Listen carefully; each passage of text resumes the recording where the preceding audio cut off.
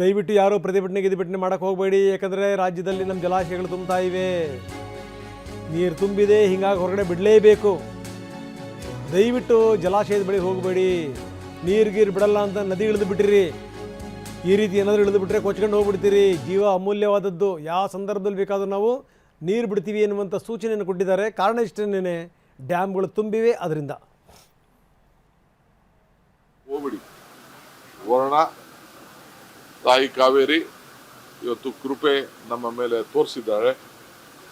So ಹೋರಾಟಗಾರರು ಹಂಗಂತ ನೀರು ಹಿಡಿತೀನಿ ಅಂತ ಯಾರು ಹೋಗ್ಬಿಡಿ. ಅಲ್ಲಿ ಹೋಗಿ ಅಡ್ಡಗಿಡ್ಡ ಮಲಗಕ್ಕೆ ನೀರನ್ನ ನಾವು ಬಿಡುದಿಲ್ಲ ಅಂತೇಳಿ ಯಾರ ಪ್ರಾಣನೂ ಹೆಚ್ಚು ಕಮ್ಮಿ ಆಗಬಾರ್ದು. ಯಾಕೆಂದ್ರೆ ನಾನು ನೋಡಿದೆ ಅಲ್ಲೆಲ್ಲ ಒಳಗೆ ನಿಂತ್ಕೊಳ್ಳೋದು, ಅಡ್ಡ ನಿಂತ್ಕೊಳ್ಳೋದು, ನೀರು ಬಿಡುದಿಲ್ಲ ಅನ್ನೋದು, ಸರ್ಟಿಫಿಕೇಟ್ ಹಾಕೋದು ಯಾವುದೋ ಸಂದರ್ಭದಲ್ಲಿ. ಸೊ ಪೊಲೀಸ್ ಅವ್ರಿಗೂ ಹೇಳಿದ್ದೀನಿ, ಹಂಗಂತ ಹೋಗಿ ಒಳ್ಳೆಯಲ್ಲಿ ಅಡ್ಡ ನಿಂತ್ಕೊಳ್ಳೋದು, ನೀರು ಹೋಯ್ತಾ ಇದೆ ಅಂತ ಹೇಳೋದು, ಕೆಳಗಡೆಯಿಂದ ಹೋಗ್ತಾ ಇದೆ ಅಂತ. ಈಗೆಲ್ಲ ನಾನು ನಿಲ್ಸಕ್ಕಾಯ್ತದೆ ಹೇಳಿ? ನಾನು ನಿಲ್ಸಕ್ಕಾಗೋದಿಲ್ಲ. ಈಗ 40,000ಕ್ಕೂ ಮೇಲೆ ಮುಟ್ಬಿಟ್ಟಿದೆ ಇನ್ಫ್ಲೋ. ಈಗ ಬಂದಿರೋ ನನ್ನ ಗಂಟೆಗೂ ಕೂಡ ನನಗೆ ಮಾಹಿತಿ ನಮ್ಮ ಅಧಿಕಾರಿಗಳು ಕೊಡಲಿಕ್ಕೆ, ಕೇಂದ್ರ ಸರ್ಕಾರದವರು ಅಲ್ಲಿ ಇಟ್ಟಿದ್ದಾರೆ ಜನನ, ನಾವು ಇಟ್ಟಿದ್ದೀವಿ ಜನನ.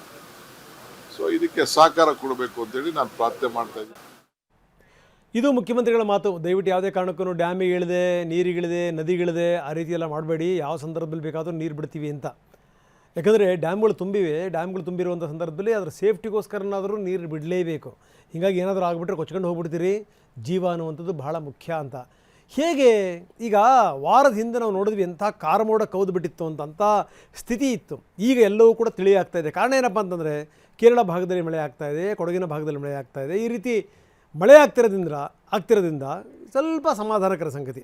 ಸೊ ಹೀಗಾಗಿ ಏನು ಅಂತಂತಂದರೆ ಎಲ್ಲವೂ ಕೂಡ ಬಗೆಹರಿಯುತ್ತೆ ಅನ್ನುವಂಥ ವಿಶ್ವಾಸ ಕಾಣ್ತಾ ಇದೆ.